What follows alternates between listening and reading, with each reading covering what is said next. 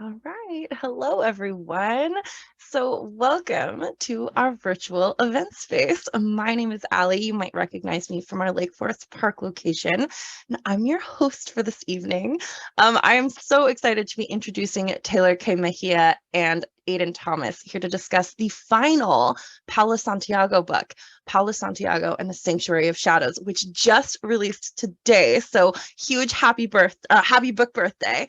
But before we get into the good stuff, on behalf of all of us here at Third Place Books, I just want to quickly thank you all so much for tuning in. For those of you who may not know, we are an independent bookstore with 3 locations in the Seattle area. We are having more and more events in person, which is so very exciting, but our online event program is sticking around to connect readers and authors in a virtual space. So thank you all so much for tuning in and for buying books. Your support is what makes all of this possible. So if you haven't gotten your hands on any of the books that come up this evening and you would like to, I will be linking books in chat. For those of you in the Seattle area, come on in, grab a copy off the shelf, or you can place an order online and come pick them up in store. Or if you're not local or not leaving the house, we of course ship. So go ahead and follow those links in chat to our website. While you're over on our website, I definitely encourage you to check out some of our other upcoming events. We have an exciting roster coming up this summer and fall. So if you'd like to stay in touch with our community, you can sign up for our newsletter. It's a weekly update about events and exciting releases, our book clubs, and of course, you can follow us on any of the major social media platforms. We are at Third Place Books for the quickest updates and recommendations, and we have a pretty good time over there, so definitely go check them out, see if there's anything there for you. We even have a TikTok, so go see if anything's interesting. Tonight, we are here for about an hour, and towards the end, we will be taking questions. So if you have any questions, which we very much hope that you do, go ahead and leave those in the Q&A box, which should be either at the top or bottom of your screen.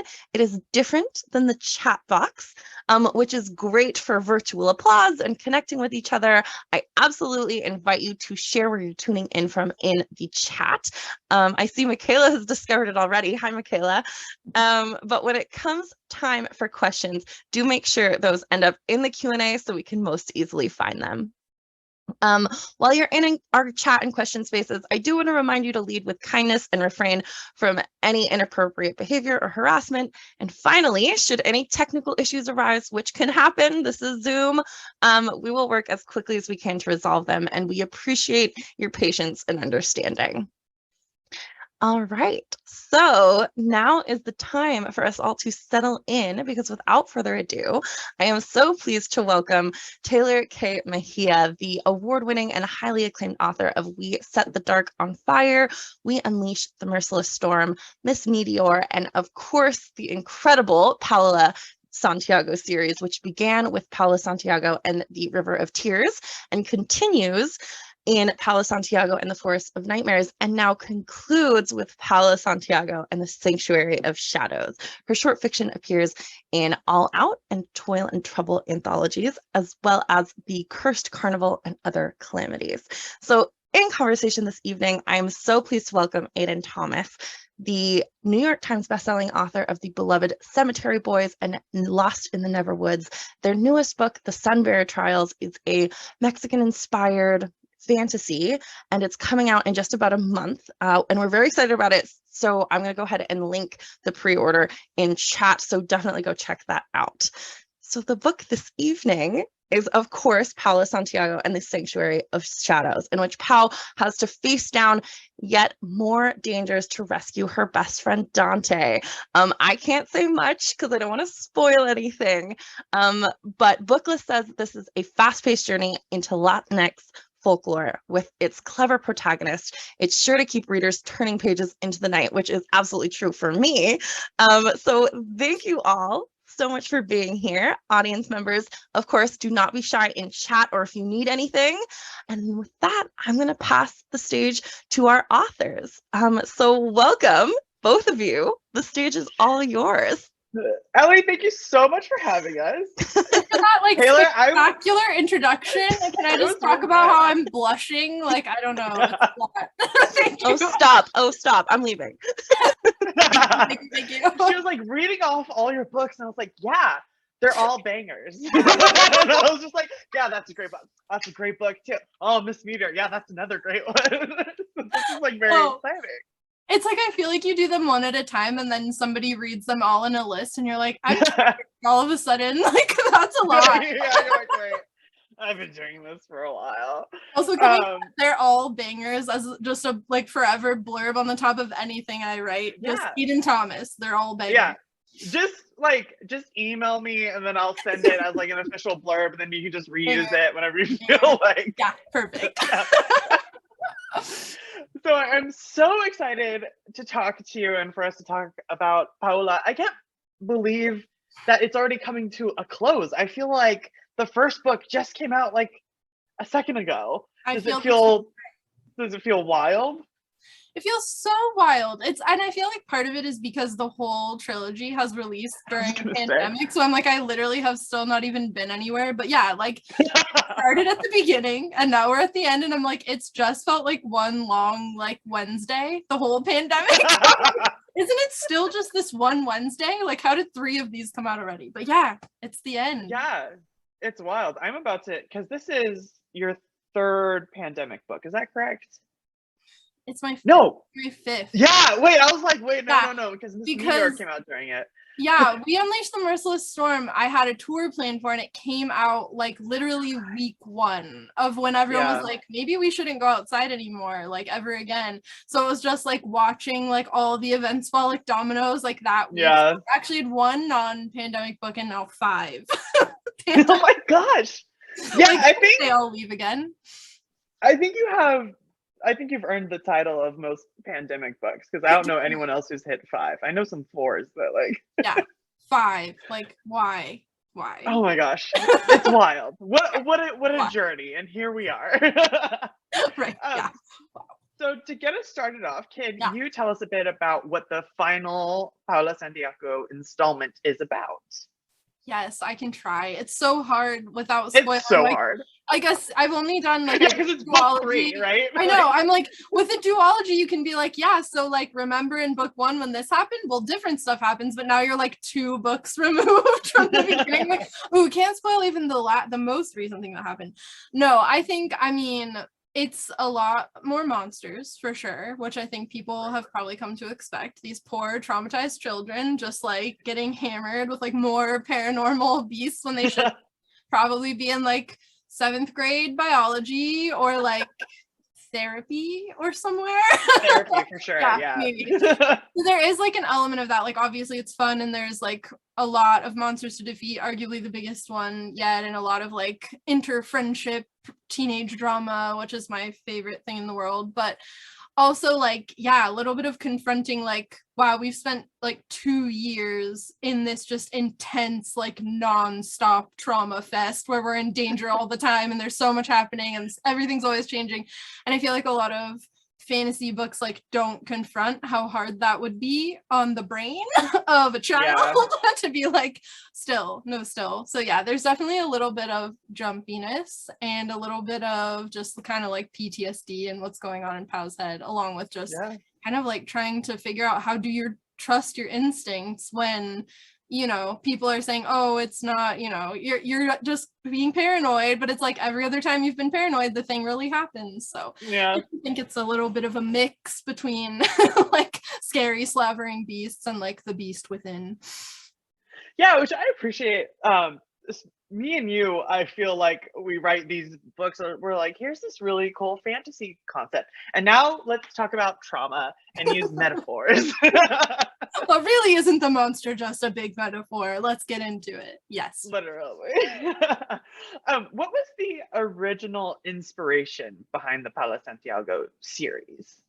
Man, I think like it's 2-pronged. First, it was just me thinking I would love to write a book for this age group. So what do I remember about being 12? And then I was like, just fear, like just the terror of all of our like cultural folktales, which I talk about a lot. Like the stuff that the non-Mexican kids in my class were scared of seemed like so mild to me. Like I'm like, You're scared of a vampire bunny rabbit? Like, let me tell you a story about a little lady called La Llorona who I was introduced to for the first time next to a swimming pool when I was 5. So yeah, I was like, yeah, just like remember like that line being so blurry between like, well, my grandma told me the story and usually she's right, so it must be true. And like, yeah, so definitely just my own like childhood terror for sure came into it. And then I also have a kid who is, at the time they were 5 and really excited about science and like a lot of this like really, you know, like math and like stuff that for me as a writer who is terrible at math and is really superstitious and is into all kinds of, you know, witchy stuff. I was like, how is this gonna play out? So I think at the beginning it was just like fan fiction of like, I wonder what this dynamic is gonna be like, which of course I was completely wrong. And Paola became like her whole own character and my kid went a totally different direction in it. But it was, the initial inspiration was like, I wonder if they're gonna be just like super embarrassed by like my tarot cards and all my stuff because they're so science minded. So yeah, definitely a little bit of those too. That's amazing and really funny. And I like that you're like, I cannot relate to this child at this point. Oh, space, cool. And the math about it, not just the sparkles, but like the whole math of it and stuff. Yeah. Wow, okay. I mean, cool, I guess. I'm impressed. She's probably better at it than I am at this point. So really are very, yeah. Just a perfect.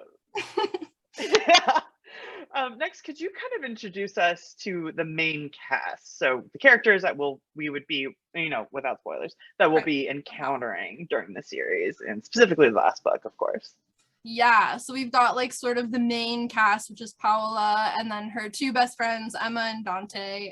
So Pao, like I was saying, is sort of like this science-minded, really like logical, reasonable kid who's been like surrounded by all these just humiliating superstitions her whole life because her mother is very into folklore and she believes in sort of like curses and magic and monsters in a way that Pao finds just horrifying. And then in the first book, her best friend Emma goes missing under these sort of like mysterious circumstances. So that's the book where she kind of has to confront like, oh, maybe the world is a little bit bigger and more varied than I believed at 12. Yeah. Relatable concept. And then so Emma, who is mostly missing from book 1 because she's been abducted, is kind of like Pao's sort of, they live on different sides of town. Emma's family is like super wealthy, Emma is white, and so in book 2, which I don't think counts as a spoiler, she comes out as queer, and so we kind of get into like her sort of mindset. And then she's also like very concerned with being a good ally to Pao and other people who are less privileged than herself. So we get a lot of sort of like funny moments of her like really trying hard to be like the best person she can, which I love her. And then Dante, who is kind of like the boy next door, and he has this very fraught relationship with Pao, who he's known since he was 4, but then they have these kind of like boy girl, like, do we like each other feelings? And then it's like, wait, maybe we don't. And it's impossible to explain Dante without just like ruining book 2, but yeah, in various forms. Yeah, and then my favorite character probably is Dante's grandmother, Senora Mata, who is like this wise-cracking old Catholic lady who has lived next door to Pao for her whole life and is just like the most sarcastic but also wise lady. And so she has a big arc in book 3 also. Yeah. I think that's everyone I can talk about without like totally ruining it. Yeah, the Dante one was hard. Like Dante exists. And that's so, or does he sort of? I don't know. Yeah, we're in there with him. I also really I'm still thinking back to the growing up being traumatized by folklore creatures and stuff like that. Coco being or kukui, or depending on where you're from, how you say it, is a big one for me. Yup. Yeah, so now I'm just thinking of all that trauma. But speaking of monsters, could you tell us about a couple, maybe pick your favorites from the series, the monsters that you got to write about? There have been so many cool ones. I think it's been my favorite is just like that, because like of course I had like, you know, the 3 or 4 like monster stories that got recycled for me as a kid, but that I was like, okay, I'm gonna need more than like just the ones I learned about. So I got to dig into David Bowles has this incredible book called The Mexican Bestiary, which is just like all these culturally inspired monsters. So I spent a lot of time with that book. But I think probably La Llorona was my favorite, because she's just so complicated, and the mother dynamic and the whole disenfranchised woman and why would you commit violence, and maybe there was a reason, but was there, and was it worth it, and all that was just like so emotionally complex. I loved digging into it. And then obviously the Chupacabra, which we got Bruto the baby, the Chupacabra puppy, which I think is like, he became my favorite. I had a puppy at the time, like a brand new puppy, and so I was like just venting all my frustration. I remember that. Training, like, what if this dog was a monster? We would never bring him home. Yeah, but no, they both mellow. So yeah, let me see one more. I also, well, I'm trying to think how. I can't really talk about the big monster from this book without ruining it, but in their domain, there are these like skeleton kind of like bone warriors that were like totally a creation of mine. So I didn't really like source them from folklore, and I didn't make up very many of the monsters, but I was really proud of these. There's like these giant, like they smell like a rotting carcass, and they're just bones and dead eyes and terrifying, and they can snipe you from a tower top, just awful. So but there are lots more. Yeah, that's really fun. I got to no, I was gonna start talking about you can't do the it. second book in Sunbearer, and I was like, welcome to my mind prison. You can't. This is gonna suck, honestly. Like, not being able to, like, it's gonna be rough. I know. Yeah, so I'm just not gonna say what I was gonna say, and that's fine. I can't wait. Yeah. So going back to our characters, which character was the easiest for you to write, and which was the hardest? I think Senora Mata was the easiest, just because like I was really conscious, like when I was writing my YA, I was like, oh, it hasn't been that long since I was like a yearning 17-year-old. And by the time I was writing these, I was like, am I closer to being like a wisecracking old lady than I am to being a 12-year-old? Like, I feel like this is me dispensing the advice that I always want to give to characters in middle grade novels. Like, no, don't do that. That's all wrong. So, she came very, very easily, which is alarming. Like, just like, you know, mid-30s going on 80, apparently. I just learned that about I do think that for authors, the character that's the easiest for you to write says a lot about you.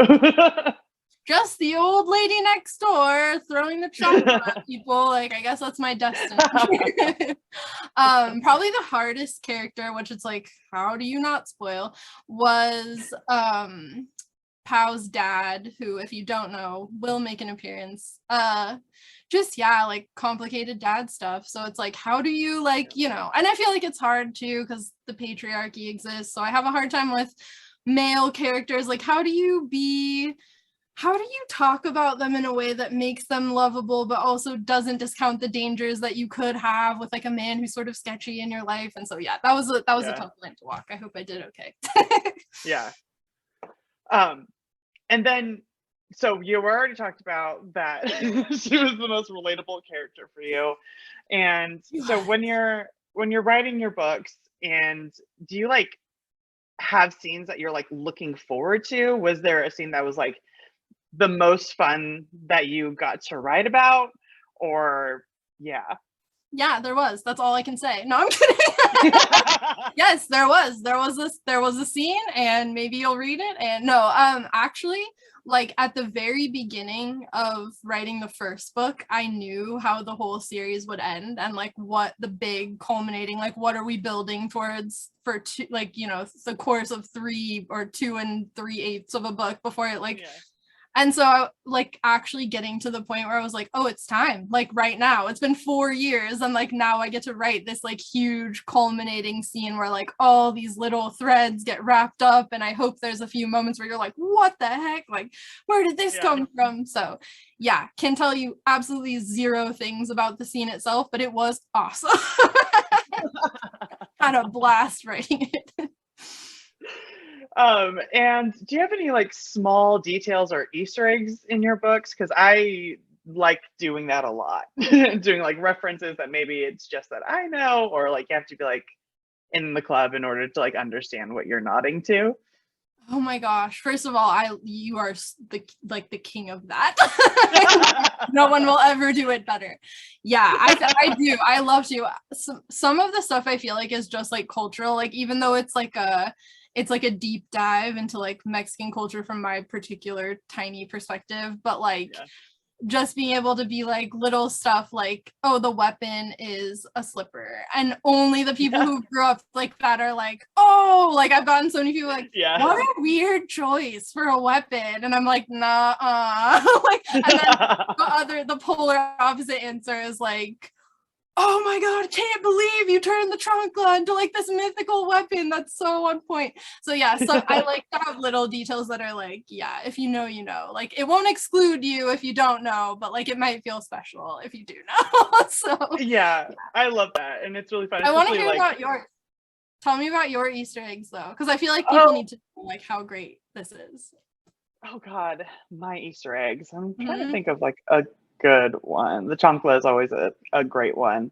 I think one of my favorites is probably in Cemetery Boys, where in order to create a diversion, Yads goes into a kitchen full of tias and also his abuelita, and he's like, in order to like help Julian sneak out, he like bursts into the kitchen. He's like, I don't feel good, and then all of the women just like go into action. And like one of them pulling out an egg from the fridge, and someone else is like, I'll get the Vicks. Like yeah, that's probably my favorite. I like screamed when I read that scene. I was like, yep, this is it. And like I said, I'm becoming an abuela, I swear to God already. Like, that's my thing, is I'll be like, all right, what do we need to do? What are we burning? What are we getting out of the fridge? Come on. Literally. Those are the fun ones. The like kind of cultural kind of winks and nods is really fun to incorporate. And then people ask them like, so why a slipper? And then you get to be like, oh boy, like, I have some stories for you. Yeah, like how do I even go and like unpack and explain this like very like niche thing? Hard to. Yeah. You're already terrified of it. I don't know how to explain it to you. Yeah, literally. So let's talk about more about like the writing process for you. Is there like a routine or like a ritual that you have to do in order to get in the mood? Do you have like playlists, or do you need like complete silence? Yeah, it's so annoying because every book I feel like is different. Like this is my like, is it 6? This is my 6th published book, and I'm like, I think I've written like 11, and every time I'm like, okay, the last time I got it down, like I know what the routine is, I got to write from this time to this time, and I have to listen to this, and this is gonna be fine. And then every time the next book is like, no. Like, no, it won't be that. Totally actually, different vibe, it's gonna be a whole different thing. Yeah, even books in the same series that are, I'm like, no, but 12 to 4 worked fine last time, and they're like, no, sorry. It's like a very high maintenance like cat or something that's like, I'm only eating at this time out of this bowl. Like it's not. Yeah. So yeah, I feel like for this one, the only actually thing that all the Paola books have in common is that I couldn't write them at night because they were too scary. Like I literally would scare myself and then I couldn't sleep because I am a complete wuss about scary stuff. Oh, I didn't know that. I love that. That's that's so funny.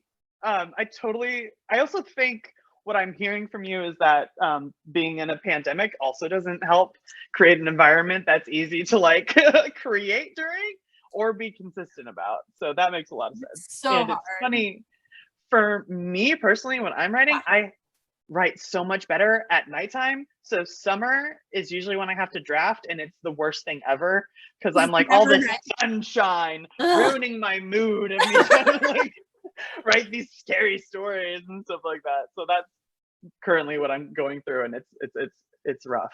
So it's funny that we're on opposite schedules. I would rather write at night. It's so much easier, especially because like in the with the pandemic, like everyone's home. My house is like my family's home, my kid is home, and so it's like night would be the preferable time. But then I'm like, okay, I'll write until like 9, and then I'll be up thinking about like horrifying monsters until 2. Tomorrow is ruined, so like I have to force myself to learn how to write in the daytime, because normally I'm a total night writer too, but to just freak myself out too many times. Like I either have to do it now or I have nightmares, and then I have to schedule being up until like 3 o'clock in the morning. Yep, afternoon was the wave. But like, and also with music, like I can't write to anything with words at all. So I have like some atmospheric stuff I can do, but sometimes it's total silence. But revision, I can have a playlist. So usually that's when I like lock in the mood. Can you write for music with words? I can, but I'm weird, and it has more to do with the fact that I'm deaf.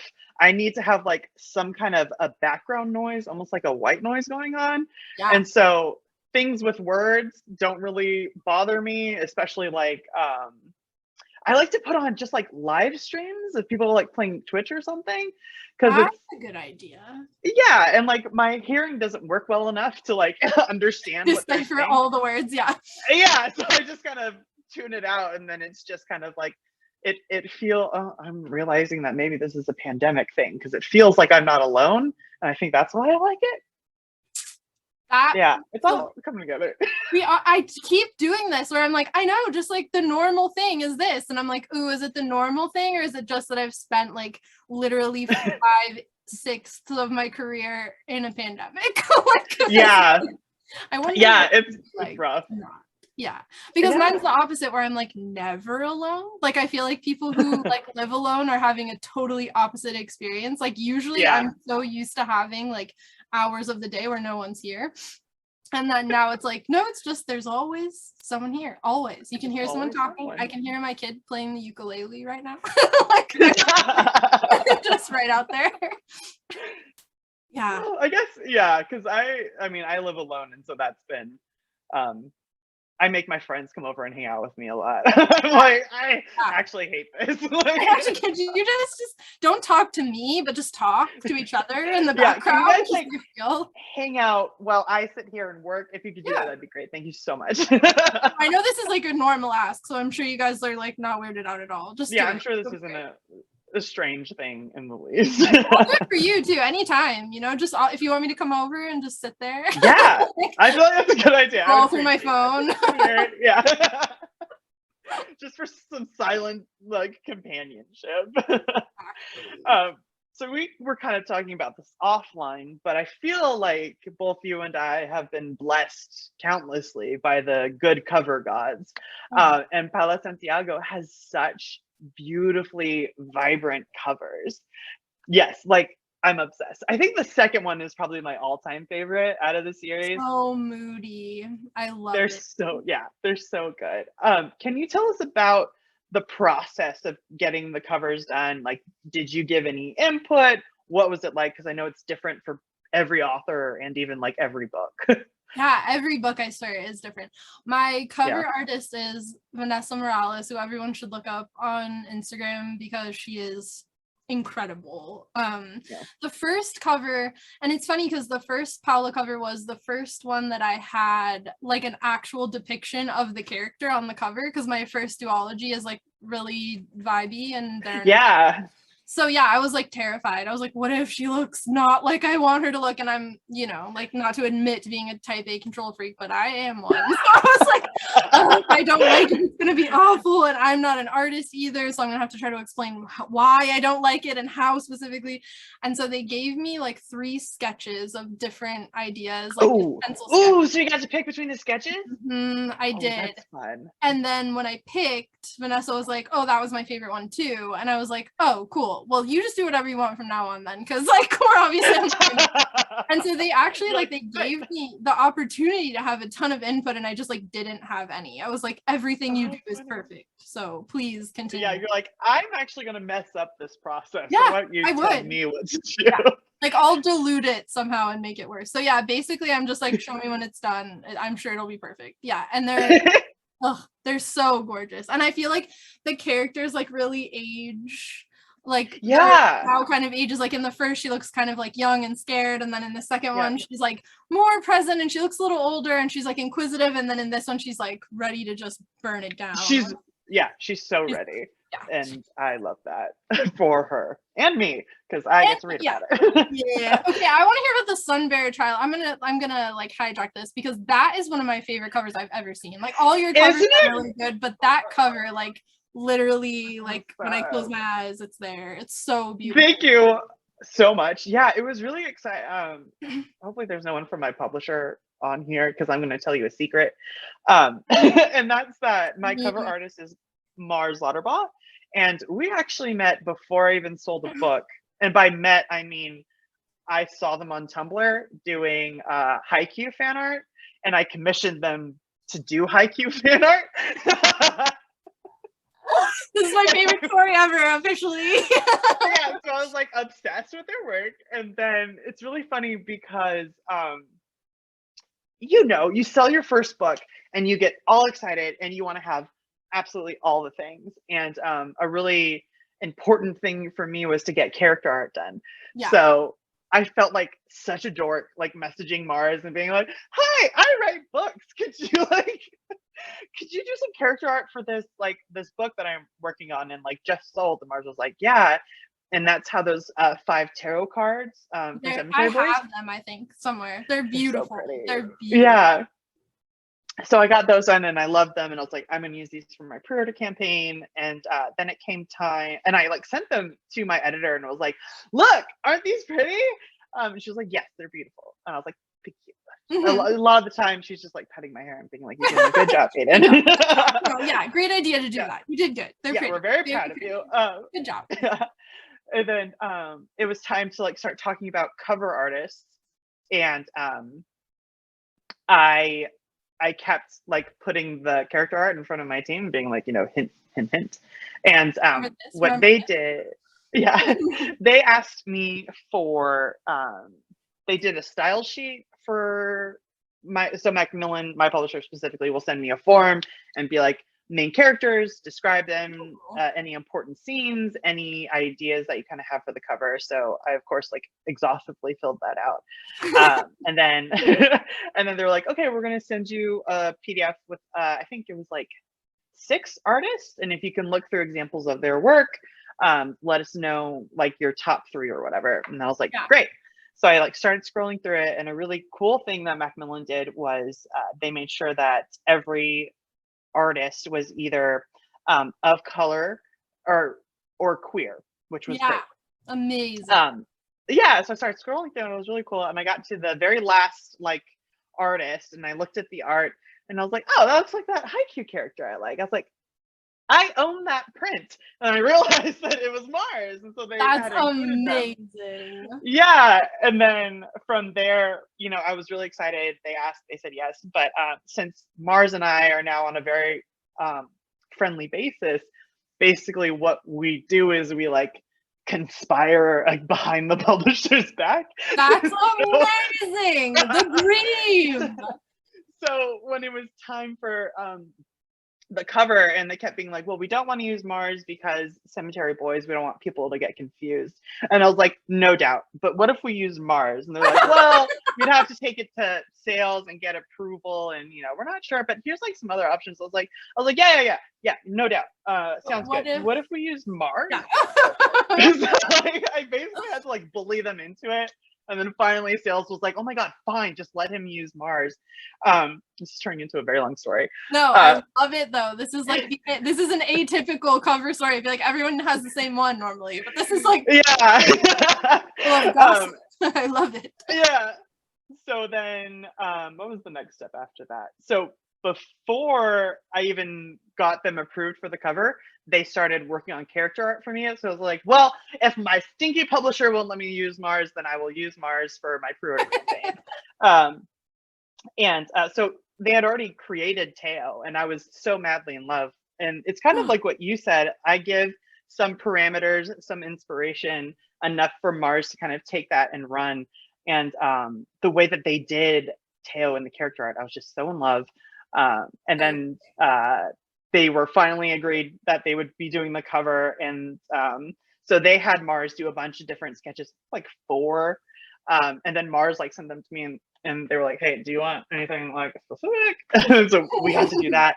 And then they sent in the sketches, and my publisher sent the sketches to me. I was like, oh my God, I've never seen these before. Surprise! So wow, yeah. I can't believe it. Yeah.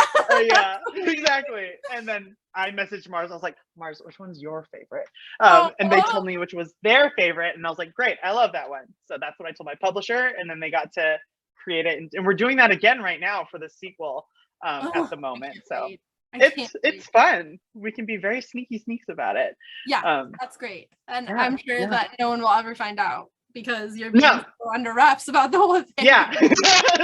It's a big secret that I'm sure they will never find out about. Yeah, definitely not like talking about it publicly during live, nothing. No. But at this point, it's too late anyway. Like, what are they going to do? Take it back? It's already. What are they going to do? And people love it. Yeah. So obviously. And we've already picked Mars and I's favorite version of the sequel's cover. So, haha, they can't get us now.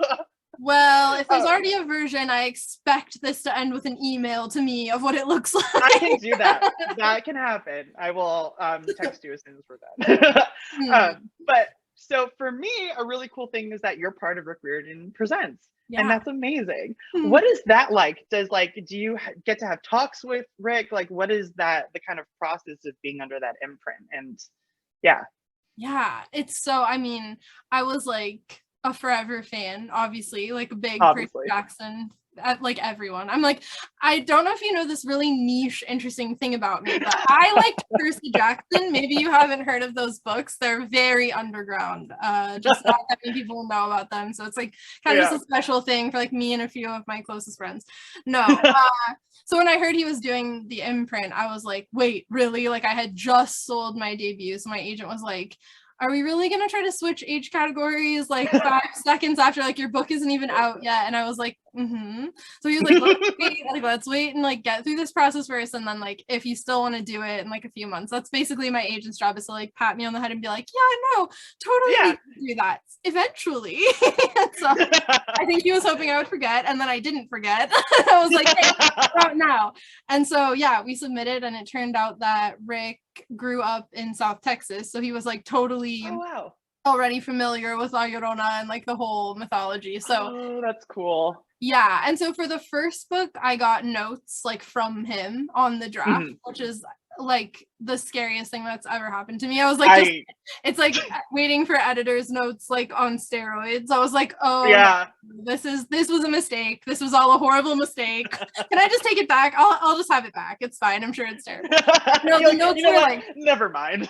Yeah, like I didn't realize this was happening, and I'm gonna just here take the advance, and I'll take my stupid book and we'll run away. No.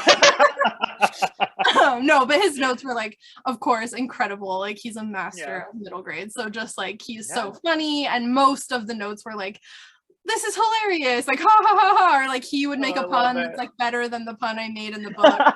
Because like so no, it's been awesome. And he's like obviously a very, very busy dude, especially now with the Jackson TV series and everything. But we did actually get a chance to, this is like my crowning Rick Riordan Presents achievement.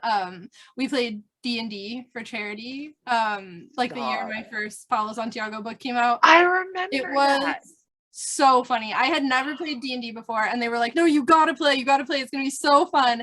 And I was like, I've literally never even done it, I'm gonna be terrible. And everyone else there had like a bajillion hours of Dungeons and Dragons in their life, and I was like, can I just be like kind of a sassy jerk who like steals everyone's stuff? And they were like, sure, go ahead. And so like I think I pickpocketed Rick like in the game, and like it was in the game.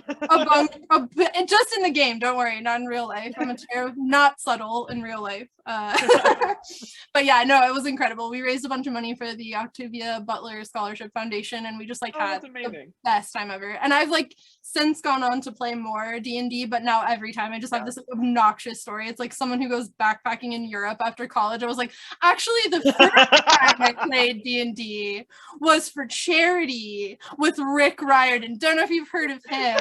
He wrote the Percy Jackson and the Olympians books. No big deal. Just, you know. So yeah. Honestly, no, it's been a blast. That's the biggest flex I've ever heard from anyone ever. So I'm really happy for you. My favorite flex of all time. And so to kind of close this down before we go to audience questions, what's next? What else do you have you been working on? What's coming down the pipeline? If you can share that, of course. I'm like, at this point, what isn't next? No, I had this year, this is my only book out, which like is wild. Like usually there are so many of them. But next year, so my next middle grade is a much quieter and different, but like very scary horror ghost story called It Happened to Anna, which is coming out in 2024 from Delacorte. So that's going to be my next middle grade. Next year I have the first in my new YA fantasy series, which is called Lucha of the Night Forest, and it's very spooky, very sapphic, very fun. It's been a long time since I got to do a YA, and I feel like everyone who liked We Set the Dark on Fire has been like so patient waiting for it, and I'm like, I hope it's worth it because it took a long time, but I love it. And then I also have my adult debut is coming out next year as well, which is a rom-com called Sammy Espinosa's Last Review, and it is fun and silly, and it was so not angsty to write. Like I feel like you get this like the like constant angst of our books, like just the trauma and like the complicated intergenerational politics and family dynamics. And I was like, how about I just write something ridiculous and fun, and like it's just like, yeah, it's a romp for sure. But then of course, like in the subsequent drafts, like the trauma and the family dynamics crept in anyway. So yeah, so not much going on, just like 17 books at all times. But that's so cool that you get to like play in all three age ranges. I mean, there's obviously younger books than that, but that's sounds like so much fun. It is fun. It's nice because I'm a Gemini with ADD, so my brain is just like, how about this, how about this, how about this, and I'm lucky that like most of my team is like, sure man, just whatever. Like it's another different thing. Oh, like I joked to my agent that I'm gonna end up debuting in like every age range and category before I ever like follow up anything. Like, just to I want to hit all of them. You just want to collect them. I do. Fair. They should let you. And what are some of like your most recent favorite reads that you had? If you have time to read. Sunbearer Trials. Stop! No, it's so good. I'm like, ugh, I just think about it all the time. I don't want to ruin it. Oh my god, stop. But 1 month, like I'm so excited. I'm so excited for it. And everyone should order it. There's a link in the chat if you want to order it. No, honestly, lately, like I'm ready for recommendations. So somebody please, like if you have a favorite book, please put it in the chat, because I swear I have been like so lax on reading fiction this year, because I literally am drafting 3 books and a secret project that I can't talk about all at the same time. And so I literally, like when I'm done writing words, my brain just feels like a wrung out sponge and I just watch TV. Like I swear I have not been reading enough. So I'm like, every time I get asked that question, I'm like, you tell me. Someone recommend. You're like, I don't know. I don't even know what's a book. That I have a couple. Tell me. That are just happen to be right next to me. Oh, just like Dauntless actually came out today, and I actually think you specifically would really like this one. It is a sapphic Filipino-inspired high fantasy novel. Oh my god! And it's really good. Yeah, I blurbed it, so you know it's good. I love that one. Does it just say it's a banger, like right on the top? It's a banger. That's exactly what it is. That is so happy. It's really good. And then I just finished this yesterday, the day before. That cover, I'm obsessed. Isn't it pretty? Her purple eyes. That's like so beautiful. So A Ruinous Fate by Kaylee Smith. It is speaking of Dungeons and Dragons, reading that book is like playing Dungeons and Dragons with your best friends. It's really Your fun. best friend, Rick Riordan. No, I'm kidding. Yeah. You're like, I only play Dungeons and Dragons with Riordan, so. Yeah, But yeah, I those are didn't two know. recent ones for me. Okay, I just thought though I did just read because I was like, ooh, can we say advanced copies? But Yeah. I just finished Big Bad by Lily Anderson, which is like her Buffy Yes. media tie-in, and it's like it's like an all villain Buffy the Vampire Slayer, and it's Amazing. really like the best. I laughed, I threw it, I just like it was the perfect book. So yeah, definitely. Oh good, thank you for the link. Yeah, definitely that Perfect. it might be like if there's anyone in here that's under like I want to say 14, 15, probably don't, but anybody above that, please do. Amazing. I actually I ran into Lily at San Diego Comic-Con. I don't know if she told you, but we got a selfie together immediately. Yeah. Yeah, it was so she like said hi. I was like, hi. And then she's like, I'm Lily Anderson. I was like, oh my god, hi, I love your book. I felt like a total dork. It was really bad. I embarrassed myself. Oh, I got you very, made like, her whole flustered. day. She was like, Aiden Thomas thought that I didn't know who he was, and Yeah. that was adorable, and it was so great to meet him. Yeah. Ugh, awesome friends. Yeah, The best. I was really excited. But with that, I think we're ready to move on to some audience questions. Yeah. Which we have a nice handful of, but audience Great. members, if you have any more questions, now is the time to throw them in the Q&A. We always love to hear from you. Yes, please. So I'm going to pick this one because I think it's really funny and fun. So this is from Jessica, and it says, if Paola and Yadriel met, what kind of monster would you want them to face? And would they end up being friends? I think they would absolutely end up definitely being friends. Yeah. Yeah. Sure they I would. feel like Pao doesn't like people very much, but I know she would like Yadriel. There's no way. Like, who wouldn't? and Yadriel won't survive without without a smart like girl space friend. So I think that would be good for him, especially if there was a monster involved. He's only really had to deal with one before, Yeah. which I'm might like, change in the sequel that's happening. But oh my gosh! Like, how have we not talked about this yet? Cemetery Boys. Oh yeah. Sequel. Like, oh, okay, we'll do that. We'll do that at some point. But yeah, no, wow. I'm so excited. Yeah, I'm like, what monster? I'm just like, oh, it's like what I was saying earlier. Like, I just want them to go to therapy one after the other and then have tea afterwards. Like, please, no monsters. I love them. I just want to have. I think, I mean, we were kind of talking about this earlier, but Coco or Kukui, or depending on where you're from, the Mexican boogeyman is a personal favorite of mine, and a monster that I maybe have like a book idea for in the future. So I think that would be a really fun one, just because I love, I like the ones where it's still kind of vague enough, like your parents' warnings about them. It was anything. You could do any old thing and that would summon Coco. And I like that like flexibility in a monster. So I think that would be really cool to play with.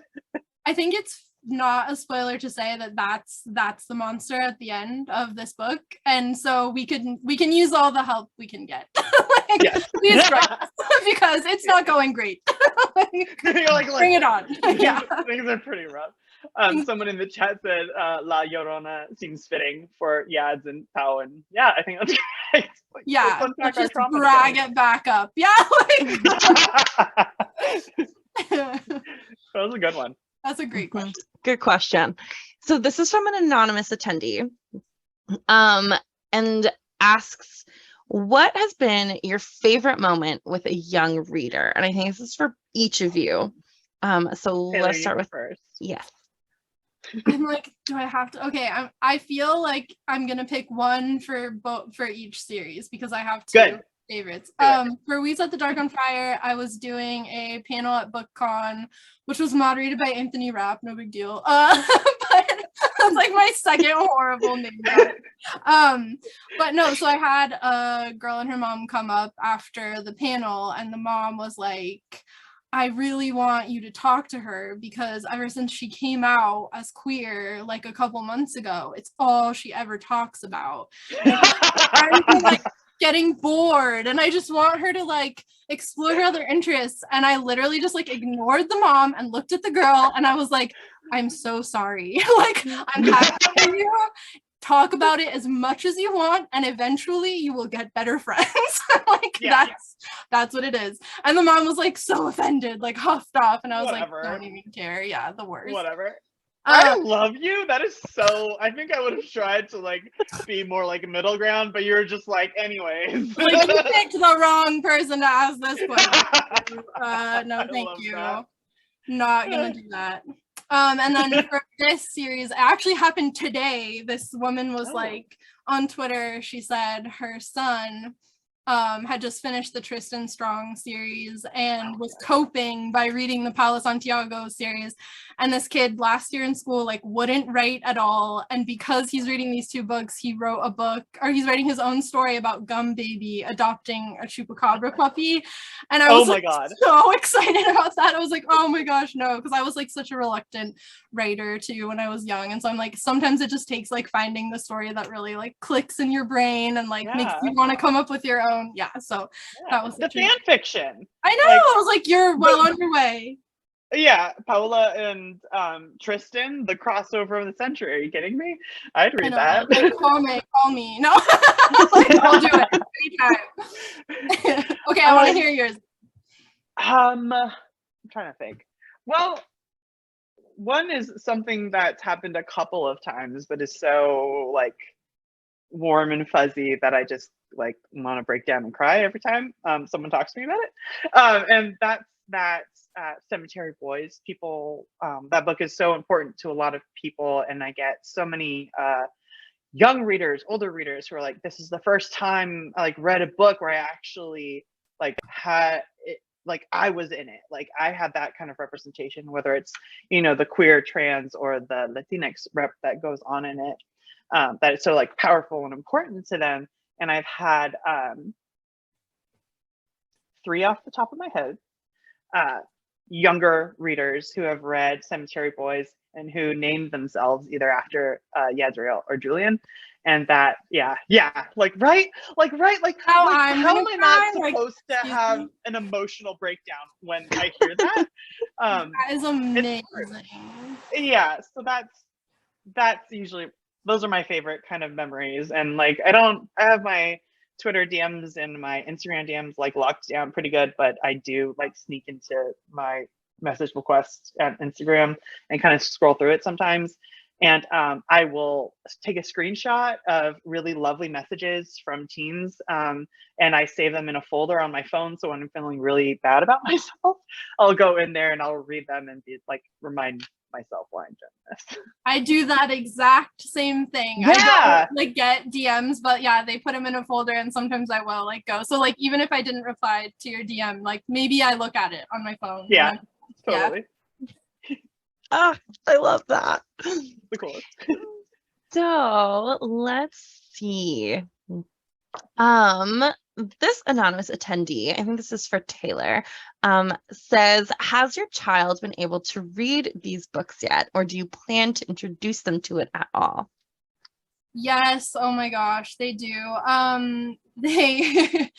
I think the first Paola Santiago was the first book I ever caught them reading at night when they were supposed to be in bed, which was like actually the best like moment of my whole entire life. I love that. Yeah, I read the new one aloud like every time one comes out. So like when I got the arc of the first book, I read it out loud to them, and then the second book also, and then we did the third one recently. So I was like, oh, this is the last one, but they've also like read them on their own too. So it's like, oh my god. Yeah, no, they love them, and they are writing. I was like, oh, the series is over, and they were like, well, yours is. Like they're like gonna continue on and like, write their own version of the Paola fourth book is in their Google Docs, like they're going for it. Listen, keep it in the family. Like let them continue it and keep publishing it. I think that's a great idea.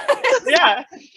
No. It was like highlight. I try not to have like too many expectations of like what they're gonna like or like who they're gonna be or whatever, and just like keep, be curious or whatever, but like it's hard not to hope that your kid that's in the age range that you wrote the book for will like the book. And so I was like, my feelings won't be hurt if they don't, but like they do, so it's great. That's awesome. That is like unbearably adorable. Yeah. It's really good. So this anonymous attendee asks, what part of you do you see within your characters? Aiden, take it away. I'm gonna have to think about this for like 200 hours. Yeah, let's talk about Cemetery Boys. I feel like I split two parts of myself and put them each in each of my main characters, Yadriel and Julian. It's funny because I feel like on paper and kind of when it comes to lived experiences, I think people see Yads and they're like, there's Aiden's self-insert character, and they're like not wrong, but like when it comes to my experiences and kind of like, my family relationships, it's very similar to what Yads is experiencing and going through. But when it comes to like personality, I'm like Julian is just a clone of my own brain. Yeah, I'm also an ADHD chaos demon. And I have, impulse control issues and all that kind of stuff. Really bad sense of humor. One of my favorite things about Julian is that he does all these malaprops, right? So he says wrong phrases. And that's something I do a lot, but more specifically, and it drives my friends crazy, I'll just like use a word and I'm like, I'm pretty sure that's the vibe of what I'm trying to say. And then they'll be like, Aiden, that's not what that means. And I'm like, no, I'm pretty sure that's what it means. Do you just say I'm an author? Whenever people try to call me on my bad word usage, I go, I choose words for a living. Move along. You don't know what you're talking about. Well, who are they going to put you or me? Just asking. Like, I know I'm wrong, but it's fine. So yeah, I'm trying to think. I like have the list of characters is growing so long. But I feel like in my first series, I totally did the same thing. Like Danny and Carmen are just like both parts of me, like split in two, and then they interact with each other. I'm like, ooh, if you ever wanted to know what me debating with myself is like, it's like this. But for Pao, I think like as much as I like joke that I'm just the wise old lady, I actually like am just like Pao's mom. Like I wrote her as like kind of a flakier, like worse mom version of me. It's just like, which I think it's easier to write yourself as like a side character than a main character. I'm like, I don't want you to know what I think, but you can know like some of the things I do, which is like forget to make dinner because I dropped tarot cards on the ground and I'm wondering what they mean or whatever.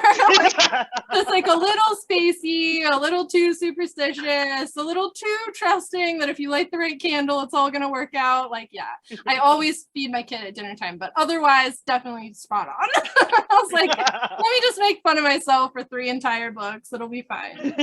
I love that.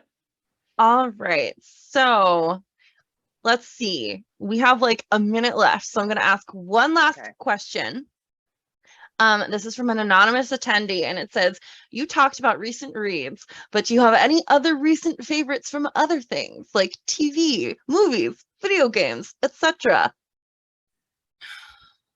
I feel like I'm not smart enough to watch movies. Like, this is a funny thing. I'm like, I know so many people who are like really into film. They're like, yeah, I watch films and I like critique them and I understand the themes and stuff. And I'm like, I'm just not a movie person, like at all. I'm like, and it's because like I'm also an ADD chaos demon. So I'm like, like why can I watch 4 episodes of a TV show but not one movie? Like one movie is like intolerably long. Like after 45 minutes, I'm like pushing the button, like, is it over? Is it over? Even if it's a good movie. So like I'll also be taking movie recommendations for people with no attention span. But for TV, I watch a lot of TV, but I'm like also like a comfort rewatch person. Like me too. Stuff over and over and over. Trying to think if there's I watched The Summer I Turned Pretty on Amazon, the Jenny Han adaptation. Was it good? It is cute. I binged it like one day. It was seriously so cute. It's like 2 brothers and like summer romance, and like she doesn't know which one to choose, and also they've always seen her as a little sister but now they don't, and there's like a debutante ball and class differences, and like the mom is a mid-list author, and it's just like perfect. You're like, It was great. perfect. It's I all loved happening. Yeah, I loved it. I have a similar thing in that I don't pick up on themes or anything like that. But I just kind of like being around for the ride. So I recently saw Nope, which was incredible. Jordan Peele's new, incredible. I didn't know what was going on, but I had a great time. And that's also true. I don't know if this has ever happened to you, Tehlor, but I like put out a book, and then like book bloggers and reviewers will like talk about the book, and they'll like unpack themes and like messages that I never consciously came up with. Yeah. And then Oh my they're God. like, oh, it was so brilliant how Aiden did this thing, this metaphor. And I was like, yes, yep, I did do that. And then I'll like type put it on into the like my glasses, interview like, question. This is the intellectual version of me. I think about themes all the time. I don't know what you mean. All the time. I'm very smart, very clever. It's like real intellectual. Yeah, so I'm kind of just here for the vibes. Vibes. I just like I'm bad at guessing and understanding what's going on just in general. I've been watching Better Call Saul, which is a spin-off of Breaking Bad. Yeah. I haven't seen Breaking Bad, but I've watched all of Better Call Saul. But like I've been watching it with my friend, and we'll be sitting on the couch and watching it, and like something happens where you don't know exactly what's going on, and I'll be like, what does that mean? What did that mean? What is it? Why are they upset about that? And he has to be like, they're gonna tell you in like 2 seconds. I was like, oh, okay. But it's like I'm so paranoid that I'm like missing out on something. I'm like, wait, what was that? He's like, you have to watch the show. You have to watch the show. No, I'm like the polar opposite person to watch TV with, because I'm not very good at like overarching anything, because I'm so just like, what just happened? I already forgot. But I am like weirdly good at guessing what's gonna happen next in a TV series, to the point where like my fiance will like not let me say anymore, because I'm right so often that it like ruins it. Like and it's just like anything. Like we watch dumb reality TV a lot, and I'll be like, now we're gonna cut to this person crying, and they'll do it. Like seriously, it's like psychic ability. I'm like, it's probably just because I've watched so many episodes that I like subconsciously have the formula figured out or whatever. I'm like, oh yeah, they're gonna make her the mean one. That is so funny. I feel like we should be watching stuff together, because I'm the exact opposite. Like I'm so bad at it. It's in my author bio that I'm bad at guessing the endings of like books and movies. Like that's how bad it is. That's like an identifying characteristic for you. Yeah. That's amazing. Oh my gosh. Yeah, no, we could, because then you wouldn't get mad, because I feel like like anyone else I watch TV with is like, you didn't even give me a chance to try to guess for myself, and now all I can think about is your guess. And like, if you don't care and you just already know you're not going to guess, then you wouldn't mind if I was like, it's going to be this, it's going to be this. I would literally just sit there the whole time and be like, Tehlor, you're so smart. You're a genius. I can't believe you figured that out. So I think it'd be a great time. Yeah, I'm into it. Okay, first of all, that is perfect. I'm so glad that we discovered this together. Perfect. And second of all, unfortunately, I'm going to have to shut down the fun, because we are definitely at time. So I'm going to take this last moment to say a huge thank you to everyone who joined us this evening. This has been so much fun. For anyone who'd like to get their hands on copies of Paola, I'm going to go ahead and link Paola and Sunbearer's Trials. Thank you. Again in the chat, so it'll be easy to find. So of course, audience members, let us know what you thought of this event in person or on social media. We always love to hear from you. Of course, Tehlor and Aiden, it's been an absolute joy. Thank you so much for being here. It's been so much fun. Do you have any last things you'd like to say before we say goodnight? We should do this more often. Like we should do without an audience, even like you're the most fun person to talk to ever. Thank you so much for coming, and thank you guys for hosting. And just wow, everyone who came, you guys are amazing. Best release day ever. Thank you so much. This is so much fun. Happy release day, Tehlor. I'm so excited. Can't wait to see what else you have coming down the pipeline. I am stoked. Thank you. Yay. All right. Well, one last huge thank you. And then it's time for the awkward waving. So my favorite part. Okay, 2 hands. I love it. Good night, everyone. Thank you.